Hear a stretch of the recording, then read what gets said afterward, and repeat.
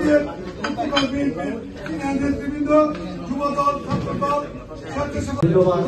আজকের এই নতুন সঞ্চালক বলা যাবে না যে ইফতারে বেশি একদম সন্নিকটে এসেছে।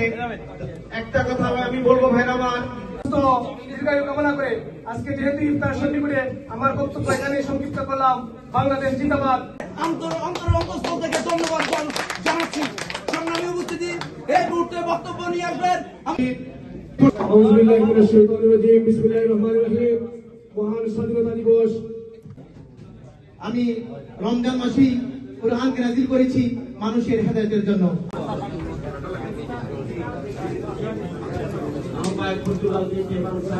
বাংলাদেশ জিন্দাবাদ। বাংলাদেশ জাতীয়তাবাদী দল বিএনপি পর্তুগাল শাখা কর্তৃক আয়োজিত মহান স্বাধীনতা দিবস এবং পবিত্র মাহে রমজান উপলক্ষে দেশনেত্রী বেগম খালেদা জিয়ার জন্য দোয়া করবেন।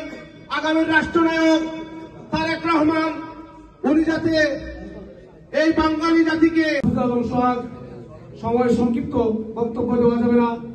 আজকের এই মহান স্বাধীনতা বন্ধুরা, আজকে এই স্বাধীনতা দিবসে আমাদের গর্বের দল শহীদ রাষ্ট্রপতি জিয়া রহমানের বাংলাদেশে 25শে মার্চ